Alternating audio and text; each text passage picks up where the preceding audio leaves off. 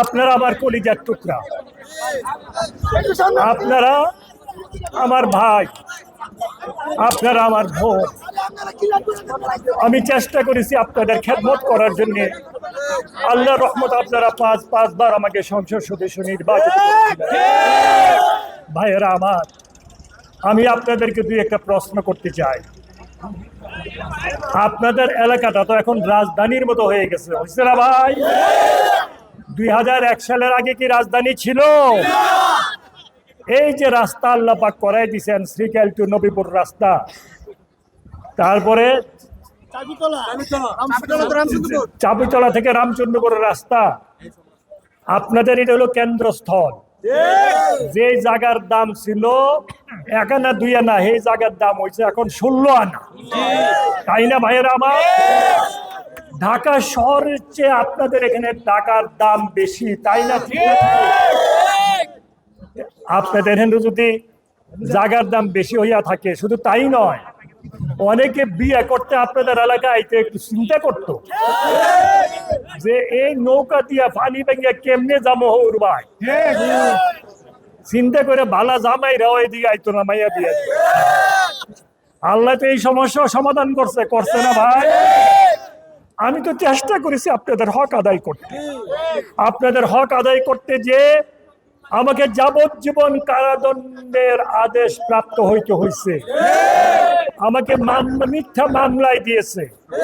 আমি 13টা বছর আপনাদের খেদমত করতে পারি নাই, বাইরে ছিলাম, কি অবস্থায় ছিলাম বুঝাতে পারবো না।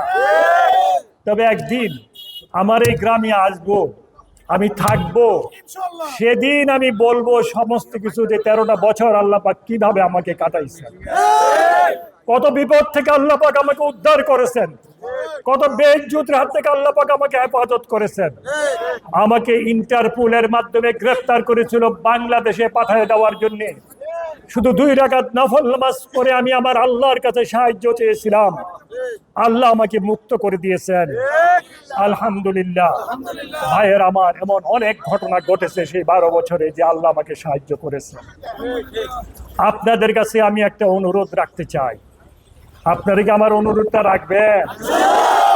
আপনারা যদি আজকে ইলেকশনে দাঁড়াইতেন, আপনাদেরকে কেউ কইতে হইতো যে এই কামটা করো, ভোটটা চাও, ভোটের জন্য অমুকের কাছে যাও, কইতে হইতো?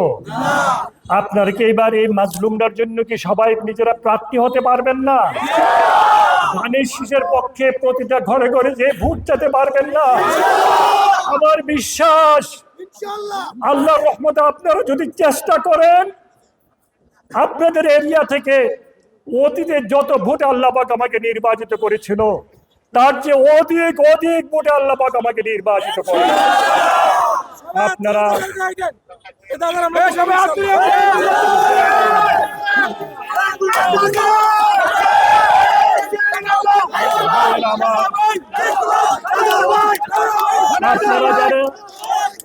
যারা এখানে আছেন, আপনাদের দুটো হাতে ধরে আমি বলবো, নির্বাচনের দিন ফজরের নামাজ পড়ে শুধু আপনি একা আসবেন না, আপনার আশেপাশে যারা ভোটার আছে, যুবক ভোটার, মহিলা ভোটার, সবাইকে নিয়ে কেন্দ্রে আসবেন। রাজি আছেন? এসে কেন্দ্রে এসে ধানের শেষে ভোট দিয়ে, ভোট শেষ না হওয়া পর্যন্ত, রেজাল্ট না দেওয়া পর্যন্ত কেন্দ্রে অপেক্ষা করবেন। কারণ আওয়ামী লীগ আমাদের থেকে বিদায় নিয়েছে, নতুন একটা দল আমাদের মাঝখানে প্রবেশ করেছে, আওয়ামী লীগের চেয়ে আরো খারাপ, যারা ইসলামের নাম নিয়ে অনইসলামী কাজ করে, তারা নিজেরা কোরআন এবং হাদিস অনুযায়ী চলে না। আপনারা কি দেখেছেন যারা জামাত ইসলাম করে তারা কি কোরআন হাদিস অনুযায়ী চলে? তাদের পরিবার পরিজনদের কি কোরআন হাদিস অনুযায়ী চালায়?